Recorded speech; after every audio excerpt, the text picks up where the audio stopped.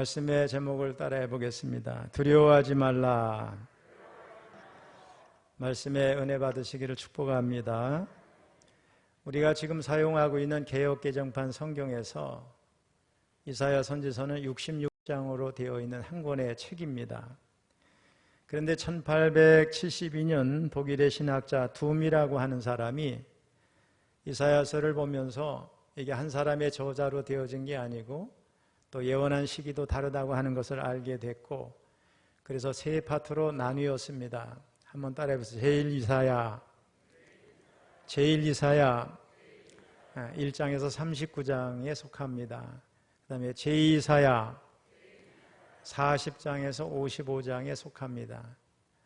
따라해보세요. 제3이사야 56장에서 66장입니다. 이렇게 구분을 한 이후로 150년 정도가 지났는데 신학계에서는 여전히 이 구분법에 따라서 이사야서를 읽고 있습니다. 자, 오늘 본문은 40장에서 55장 안에 들어가 있으니까 제2이사야, 바벨론 이사야라고 말할 수 있겠죠. 거기에 해당되는 부분인데, 제2이사야서는 주전 539년 바사의 고레스 왕이 이제 칙령을 내립니다. 모든 바벨론 포로로 왔던 포로민들은 각자 자기 나라로 돌아가서 조상들 대대로 섬겼던 신을 섬길 수 있다. 돌아가라, 이런 칙령을 내렸습니다. 그런데 70년의 세월을 지나는 동안에 상당한 부와 권세를 누리면서 많은 부분에서 바벨론화 되었던 유대인들은 예루살렘으로 돌아가기를 주저하고 있었습니다. 그래서 그들을 설득하고 용기를 주기 위해서 기록된 말씀이 제2이사야 이 파트입니다. 그래서 제2이사야서는 바벨론 포로지에서 예루살렘으로 돌아가는 귀한 길은 제2의 출애굽 사건이고 귀환하는 자들에게 엄청난 복이 임할 것이다. 이런 메시지가 중심 테마가 됩니다. 사실 이스라엘 백성들이 포로민이긴 했지만 그간 바벨론에서 이뤄놓은 것들을 다 내려놓고 조국으로 돌아간다고 하는 것은 두려운 일입니다. 70년이 지나는 동안에 열심히 일을 해서 돈을 모은 사람도 있고 아름다운 집을 소유한 사람도 있고 이미 이제 바벨론 지역에서 잘 정착해서 자녀들과 사는 사람도 있었을 겁니다. 두려움이라는 말은 불안이라는 것과 상통하는 단어인데, 우리 현대인들이 상습적인 불안에 노출되어 있다면 당시 예언을 듣는 이스라엘 백성들은 변화에 대한 두려움입니다. 우리가 다 그렇죠? 이게 안정된 삶에서 새로운 이제 상황으로 나아갈 때 두려워하는 것처럼 이스라엘 백성들이 우리 조국으로 돌아가야 되는가, 모든 걸 내려놓고 간다는 것도 쉽지 않고 먼 거리였으니까요. 또 미래에 대한 불확실성이 두려움의 한 요인이 되었습니다. 자, 본문은 특별히 하나님이 어떤 분이신가를 말씀하면서 두려워하지 말라 이렇게 말씀하고 있습니다. 여러분, 성경에 두려워하지 말라 이런 말씀이 몇 번 나올 것 같습니까? 대충 얘기하면 몇 번이 아니에요. 365번 나와요. 그래서 어떤 학자는 그런 말을 해서 하나님이 1년 내내 매일매일 우리 성도들에게 두려워하지 말라 이렇게 말씀하고 있다고 그랬어요. 여러분, 두려워하지 마시기 바랍니다.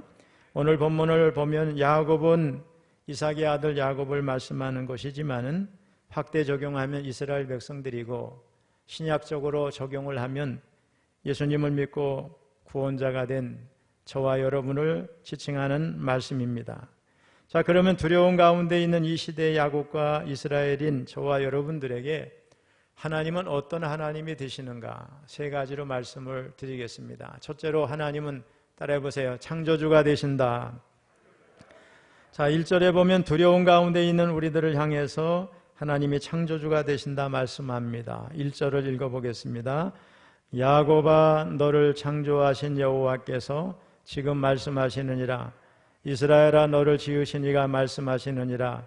너는 두려워하지 말라. 내가 너를 구속하였고 내가 너를 지명하여 불렀나니 너는 내 것이라. 하나님은 창조주가 되십니다. 모든 생명의 원천이시고 모든 살아있는 것들의 근원이십니다. 그분과의 연결이 생명이고 그분과의 단절은 죽음입니다. 그분과의 연결이 의미이고 가치이고 그분과의 단절은 헛됨입니다. 그렇습니다. 인간은 하나님에 의해 태어난 존재, 하나님으로부터 온 존재인 줄로 믿습니다. 부모가 없는 자녀가 있을 수 없듯이 하나님 없는 인간이 있을 수가 없습니다. 오늘 본절에서 창조주 하나님은 말씀하십니다. 나는 야곱을 창조했고 이스라엘을 지었다. 엄청난 선언의 말씀이죠. 우리에게 창조주 아버지가 있다는 것이 얼마나 좋습니까? 그것도 능력이 있고 힘이 있는 아버지입니다. 우리 육신의 아버지와 비교가 되지 않습니다. 그 아버지가 지금 말씀합니다. 어떤 환경이나 역경이나 고난 가운데 있을지라도 너와 함께 할 것이니 두려워하지 말라. 하나님은 또 너를 지명하여 불렀다 말씀합니다. 이 말씀은 하나님께서 우리를 적당히 부른 게 아니죠. 우연히 부르신 것이 아니죠. 하나님께서 정확하게 우리의 이름을 부르신다는 거예요. 이것이 바로 내가 너를 지명하여 불렀다 이런 뜻입니다. 어떤 분들은 기도하는 가운데 하나님께서 아무개야 이렇게 부르시는 하나님의 음성을 듣기도 합니다. 자기 이름을 하나님께서 정확히 아시는 거죠. 아울러 너는 내 것이라 말씀합니다. 우리가 철학적으로 가장 중요한 질문은 나는 누구인가? Who am I? 이거예요. 그런데 이보다 더 중요한 질문이 있어요. Whose am I? 나는 누구의 것인가? 이것이 더 중요한 질문입니다. 우리는 누구의 것인가? 본절에서 하나님 말씀하십니다. 따라해보세요. 너는 내 것이라. 이 놀라운 선언 속에 우리 자신이 얼마나 대단한 존재인가 하는 것이 들어있습니다. 여러분, 볼펜 한 자루도 유명한 사람의 소장품은 고가에 팔립니다. 제가 여기 만년필을 하나 가지고 있어요. 이거 얼마쯤 갈 것 같아요, 여러분? 제가 이거 선물 받았는데 제 이름도 새겨져 있거든요. 이게 한 10만 원 가요. 이거 뭐 별로 가치가 없죠? 근데 이게 제가 아니라 대통령이 가졌다고 그러면 좀 다를 것 같습니다. 이 자체에 가치가 있는 게 아니고 누가 그것을 소유했는가, 그 소유한 사람이 대단하면 이것도 가치가 있게 됩니다. 여러분, 우리가 천지를 창조하신 하나님의 소유라면 저와 여러분은 그 어떤 것과도 바꿀 수 없는 대단한 존재, 소중한 존재가 분명합니다. 그 사실을 믿는다면 우리가 어떻게 두려워할 필요가 있겠어요? 너는 내 것이라. 이 말씀은 하나님께서 너는 내가 책임지마 이렇게 말씀하시는 줄로 믿습니다. 오래전에 스코틀랜드의 숲속 한 동네에 강아지 한 마리가 나타났습니다. 그 강아지는 너무 더럽고 못생겼어요. 얼마나 오랫동안 길을 잃고 헤맸는지 굶주림에 거의 죽어가고 있었습니다. 처음에 사람들은 별로 신경을 안 썼습니다. 그런데 가만히 보니까 그 강아지 목에 이름표가 하나 붙어 있었습니다. 아마도 누가 주인 있는가 보다 생각해서 개를 붙들었는데 그 이름표를 봤더니 그 개의 이름이 밥스 이렇게 되어 있습니다. 근데 그 밑에 작은 글자들이 있었어요. 나는 이 나라 왕에게 속했습니다. 사람들이 놀랐어요. 그 나라 국왕의 강아지였습니다. 곧바로 경찰에 보고됐고 잘 보호돼서 주인에게로 돌아갔습니다. 여러분, 무엇이 강아지를 이처럼 받아들이게 했을까요? 강아지가 보호를 받은 단 한 가지 이유가 있다면 왕의 소유였기 때문입니다. 그렇습니다. 저와 여러분은 하나님의 자녀입니다. 창조주 하나님께서 택해 주신 귀한 존재입니다. 우리가 택한 것이 아니라 하나님께서 택해 주신 거룩한 하나님의 백성입니다. 여러분, 이런 자부심을 가지시기를 축복합니다. 이런 자기 정체성을 가진 사람은 쉽게 낙심하는 게 아니에요. 쉽게 두려워하는 게 아닙니다. 하나님을 믿고 당당하게 살아가는 것입니다. 사실 두려움이라고 하는 건 인간적이죠. 지극히 인간적이에요. 사람이라면 두려워하지 않는 사람이 없어요. 저도 두려워할 때가 너무 많습니다. 통제할 수 없는 것, 예측할 수 없는 것이 시시각각 다가오기 때문에 그렇습니다. 그런데 그 두려움이라고 하는 것이 인간을 인간답게 만들기도 하고 우리를 겸손하게 만들기도 합니다. 특별히 우리가 하나님 앞에 두려움을 갖게 될 때 하나님 앞에 나아가게 되는 기폭제 역할이 됩니다. 여러분, 그렇게 잘난 척하던 우리들, 뽐내고 싶었던 우리들, 자신만만했던 우리들이 어느 날 두려움에 무너지게 됩니다. 그때 우리는 두려움을 넘어서서 내게 다가오시는 영원한 하나님을 향하여 눈을 들게 될 줄로 믿습니다. 어린 꼬마가 엄마와 함께 장을 보러 나섭니다. 엄마 손을 잡고 가는 동안 강아지가 나타나도 귀엽다고 생각하고 꼬마가 강아지 예쁘다고 그럽니다. 또 차가 막 다니고 그래도 무섭기는커녕 자동차들이 참 많구나 이렇게 생각을 하고, 또 시장에서 막 다투는 아저씨들 봐도 뭐 그런가 보다 하고 두려운 게 없어요. 그런데 엄마가 얘 여기서 좀 잠깐 혼자 있어라 그리고 혼자 두고 어디 갔어요. 이 꼬마에게는 갑자기 두려움이 옵니다. 강아지가 다가와도 무섭고 차가 막 쌩쌩 달려도 막 두렵고, 저 앞에서 자기와 상관없이 시장에서 다투는 아저씨들 목소리만 들어도 겁이 납니다. 그래서 애기가 엉 하고 웁니다, 여러분. 그렇습니다. 두려움의 원인은 외부에 있는 게 아니고 우리 안에 있습니다. 따라서 하나님이 나와 함께 하신다고 하는 것을 믿는 믿음만 있으면 어떤 두려움이 와도 쉽게 이길 수 있습니다. 이 시간 이런저런 문제로 두려워하는 분이 있다면 하나님의 평강이, 하나님의 평화가 여러분 가운데 있기를 축복합니다. 창조주 하나님, 전능하신 하나님이 여러분을 지으시고 지명해서 부르시고 삶의 소유를 삼으셨습니다. 온갖 두려움을 다 떨쳐버리시기를 주님의 이름으로 축원합니다. 두 번째로 따라해보세요. 하나님은 보호자가 되신다. 2절을 한번 읽어보겠습니다. 네가 물 가운데로 지날 때에 내가 너와 함께 할 것이라. 강을 건널 때에 무리를 너를 침몰하지 못할 것이며 네가 불 가운데로 지날 때에 타지도 아니할 것이요 불꽃이 너를 사르지도 못하리니. 이사야서 저자의 마음속에 여기서 물은 홍해를 생각했을 겁니다. 강은 요단강을 가리켰을 겁니다. 이것은 출애굽한 이스라엘 백성이 모세 인도로 홍해를 마른 땅같이 건너고 여호수아 인도로 한창 강원덕을 흘러넘치던 요단강을 건너서 가나안 땅에 들어간 역사적인 사건을 의미합니다. 하나님께서 그들과 함께 하셔서 그들을 구원해 주시는 산 체험을 하게 된 것입니다. 이스라엘 백성들이 출애굽할 때 하나님은 모세로 하여금 바다와 믹돌 사이 바닷가에 장막을 치라고 그랬습니다. 그런데 출애굽기 14장 3절에 보면 이스라엘 백성들은 이로 인해 광야에 갇힌 바 되었다고 그랬어요. 도관에 들어간 쥐꼴이 됐습니다. 이스라엘 백성들은 이 위기 앞에서 하나님을 의심하고 모세를 원망합니다. 그들은 이미 애굽에서 10가지 재앙을 체험을 했습니다. 피, 개구리, 이파리, 악독, 독종, 우방, 또 메뚜기, 흑암과 장자, 사망, 이 모든 가운데 하나님이 그들을 지켜주신 것을 이미 체험을 한 바 있습니다. 하나님께서 어떻게 그들을 재앙으로부터 보호해 주시고 어떻게 노예살이에서 구출해 주셨는지를 생생하게 체험을 했습니다. 그런데 홍해 앞에서 그들은 까맣게 그 사실을 망각했습니다. 그러나 모세는 그렇지 않았습니다. 하나님의 말씀대로 손을 순종해서 바다 위로 내밀었습니다. 그랬더니 하나님께서 동풍을 밤새도록 불게 하셨고 바닷물이 물러나면서 큰 벽을 이루어서 이스라엘 백성들은 마른 땅을 건너가는 것처럼 홍해를 건널 수가 있게 됐습니다. 그리고 물은 그 좌우에 벽이 되었고 이것을 본 애굽의 군대들이 우리도 건너가자고 뒤쫓아 추격하다가 바다에 다 빠져 몰살했습니다. 오늘 우리들은 빈틈없고 각박한 세상을 살아가면서 자주 어려움에 봉착하고 다주 돌파구를 찾지 못해서 고통합니다. 특별히 2년 반 동안의 코로나 시대를 지나면서 우울증에 빠진 사람들이 많고 낙심하고 절망하는 사람들이 많다고 합니다. 그러나 우리 하나님은 아무리 사방이 꽉 막히고 막막한 현실에 부딪힐지라도 출구를 뚫어주시는 분이십니다. 한번 따라해 보세요. 사방이 막혔어도 하늘은 열려있다. 할렐루야. 믿으시기를 축복합니다. 그분은 바닷물을 갈라서 양쪽 벽이 되게 하시고 이스라엘 백성들로 하여금 마른 땅까지 통과하게 하신 분이십니다.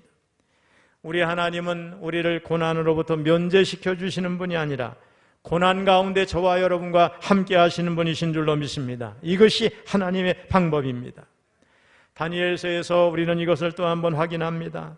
다니엘서 3장에 등장하는 다니엘의 세 친구 사드락과 메삭과 아벳느고는 네가 불 가운데로 지날 때에 타지도 아니할 것이요 불꽃이 너를 사르지도 못하리니, 이 말씀을 역사적으로 실제적으로 체험한 산 증인들입니다. 바벨론 제국의 느부갓네살 왕이 자기 왕권을 굳건히 하기 위해서 금신상을 세우고 그 누구도 예외 없이 엎드려 절하라고 명령했습니다. 이 지엄한 왕의 명령에도 불구하고 사드락과 메삭과 아벳노고는 우상에게 절하는 것을 단연히 거부했습니다. 공개석상에서 권위에 도전하는 발언을 하니 느부갓네살 왕이 분이 가득해서 얼굴빛을 바꿨다고 그랬어요. 그리고 평소보다 7배나 더 뜨겁게 타오르는 불불에 던지라고 명령을 했습니다. 괘씸죄에 걸려든 겁니다. 그런데 여러분, 느부갓네살 왕은 도저히 일어날 수 없는 사건을 목격하게 됩니다. 가스불 위에 올린 오징어처럼 오그라져서 다 타 죽었어야 할 청년들이 결박에서 풀린 채로 유유히 불꽃 사이를 거닐고 있었습니다. 더 놀라운 사실은 분명히 3명을 던졌는데 그 불 속에 4명이 움직이는 것을 보았습니다. 느부갓네살 왕의 눈에 그 나머지 한 사람은 신들의 아들과 같은 모습이었다고 그랬어요. 과연 그가 누구였을까? 신학자들은 그분이 성자 하나님이신 예수 그리스도께서 현현한 것으로 해석을 했습니다.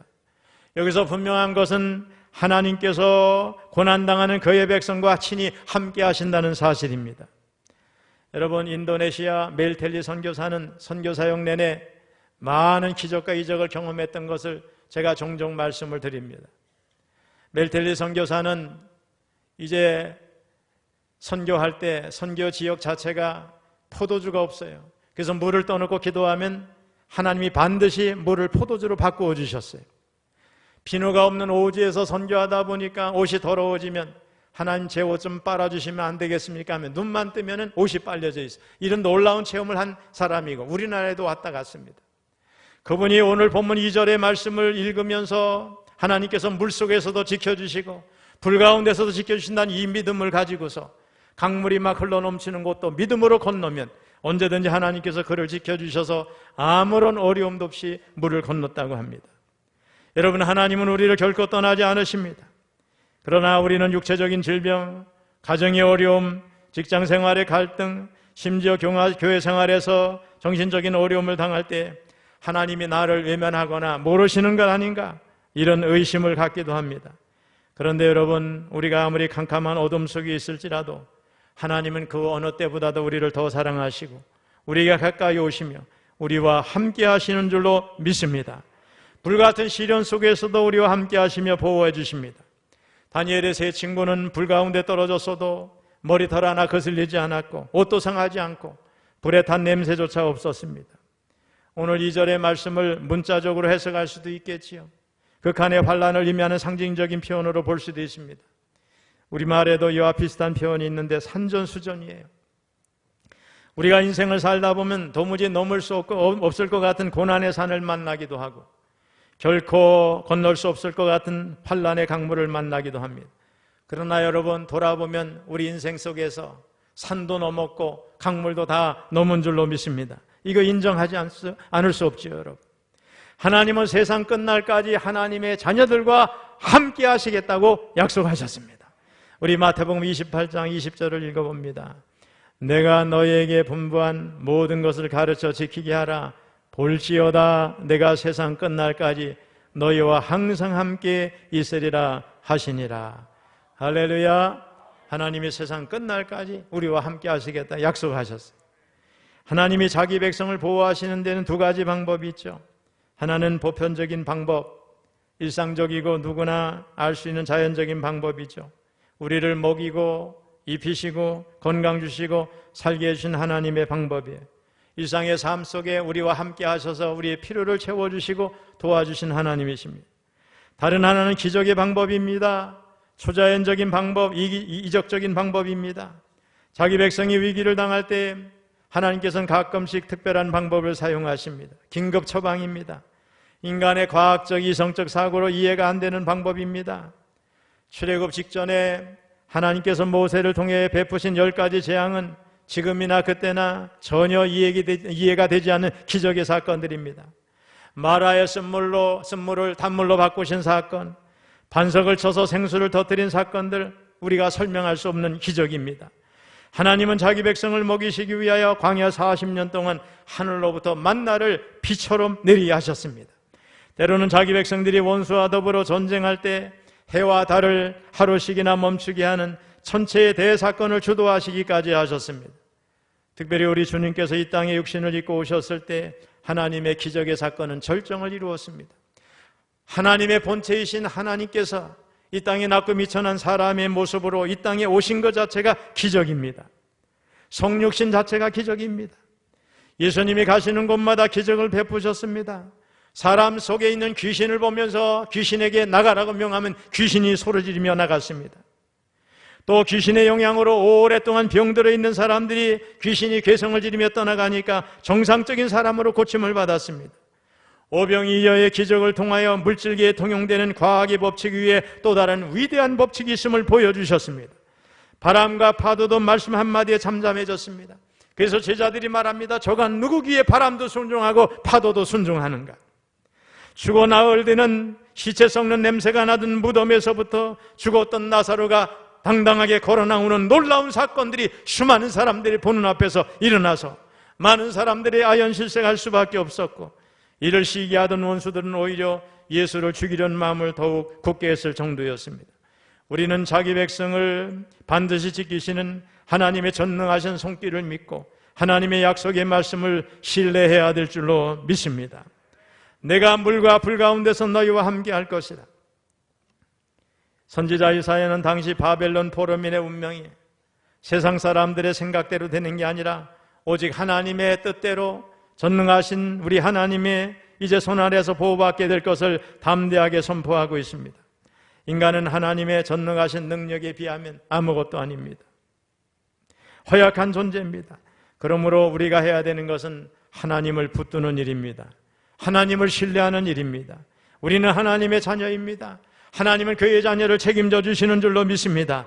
일상에서 동행하여 주시고 우리의 삶의 모든 문제를 해결해 주십니다. 주님, 우리가 당하는 위기를 때로는 기적을 통해서 해결해 주시는 우리의 왕이십니다. 내가 물과 불 가운데서 너희와 함께 할 것이라.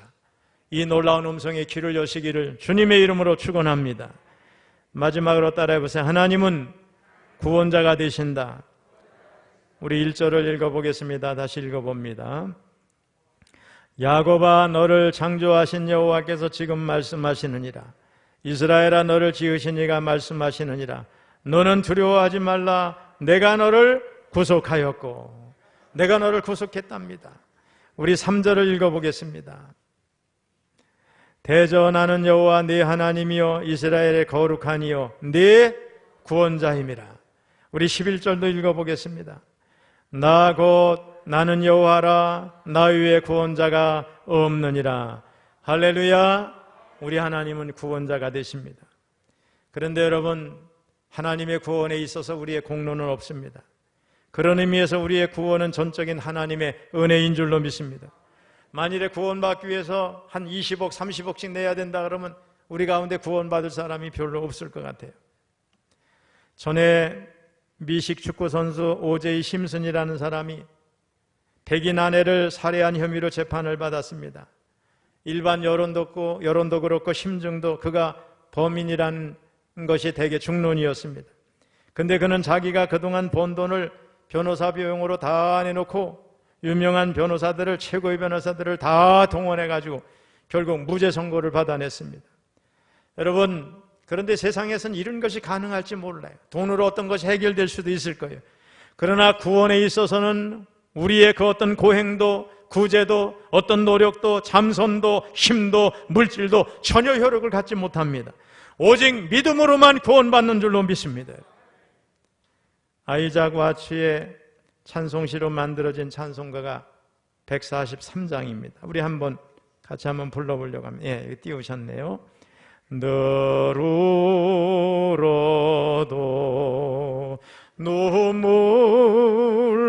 눈물로서 목 아플 줄 알아 몸 밖에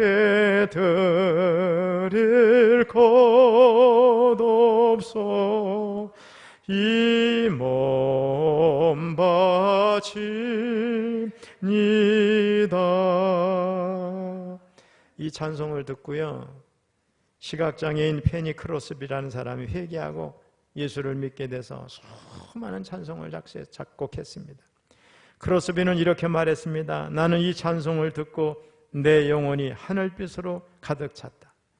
여러분, 우리가 용서받기 어려운 죄라는 거, 이걸 누가 용서해 줄까? 그렇게 걱정할 필요가 없습니다. 우리 주님은 용서해 주십니다. 도저히 해결할 수 없는 태산 같은 죄도 용서해 주십니다. 그 누구에게도 말 못할 무서운 죄를 값없이 공로 없이 용서해 주시고 구원을 주신 분이 우리 하나님이신 줄로 믿습니다. 따라서 이 구원자 되신 하나님을 믿고 의지한다면 이 자리에 계신 그 누구라도 삶의 모든 두려움에서 자유할 수 있을 것입니다. 사랑하는 성도 여러분, 바벨론 포로 생활 70년은 이스라엘 백성이 하나님을 떠나 우상을 숭배한 죄로 하나님의 심판을 받은 사건입니다. 하지만 이제 노역의 때가 끝났고 죄악이 사함을 받았습니다. 그래서 하나님은 제2 이사야를 통해서 외치게 하셨습니다. 우리 40장 1절 2절 읽어보겠습니다. 너희 하나님이 이르시되 너희는 위로하라, 내 백성을 위로하라. 너희는 예루살렘의 마음에 닿도록 말하며 그것에게 외치라. 그 노역의 때가 끝났고 그 죄악이 사함을 받았느니라. 그의 모든 죄로 말미암아 여호와의 손에서 벌을 배나 받았느니라 할지니라 하시니라. 그리고 43장에 이르러서 오늘 본문에서는 하나님이 택한 백성들에게 하나님이 어떤 분이신지를 말씀하면서 바벨론 포로에서 해방된 자들을 위로하고 고국으로 돌아가는 길에 두려워하지 말라고 말씀합니다. 내가 너를 구속하였다. 내가 너를 지명하여 불렀다. 너는 내 것이다. 대전하는 여호와 네 하나님이다. 나는 너희들 이스라엘의 거룩한 자다. 나는 너희의 구원자다. 나는 너희를 물과 불의 위험에서 건지고 막아줄 것이다. 너희는 내가 창조했고 내가 지었다. 그러므로 너희는 두려워하지 말라. 바벨론 포로에서 해방된 이스라엘 백성들이 그들의 기업인 예루살렘에 이르기 위해서는 수많은 난관을 통과하지 않으면 안 됐습니다. 그들이 가는 길에는 불타는 듯한 사막도 있었고 그들을 삼키려는 도적대들도 있었고 험산 출령 그리고 예상치 못한 온갖 위험들이 다 기다리고 있었습니다. 그러나 출애굽한 이스라엘 백성들이 하나님께서 그들과 함께 하심으로 말미암아 수많은 어려움과 시련을 극복하고 가나안 땅에 이른 것처럼 바벨론에서 해방된 이스라엘도 하나님의 절대 보호를 받으며 그들의 고향으로 돌아갈 수 있었습니다. 창조주 하나님, 보호자 되신 하나님, 구원자 되신 하나님이 그들과 함께 하신 줄로 믿습니다. 마찬가지로 저와 여러분은 천국을 향해 가는 순례자입니다. 우리 역시 순례의 길에서 시련을 피할 수 없습니다. 시련이 면제되는 일도 없습니다. 그러나 하나님이 함께 하심으로 기필코 천국 본향에 이르게 될 줄로 믿습니다. 하나님이 함께 하시면 그 어떤 위협도 어찌하지 못합니다. 삶의 문제, 수많은 난제들 우리 하나님이 함께 하시면 다 이기고 승리하게 될 줄로 믿습니다. 그러므로 오늘 이 예배에 참석한 성도님들 두려워하지 마시기 바랍니다. 담대한 믿음으로 신앙을 지키며 신앙적 순례의 길을 가되 금년도 남은 6개월을 달려가시기 바랍니다. 그리고 남은 인생길을 달려가서 저 천성길에 천성에 이르시기를 주님의 이름으로 축원합니다.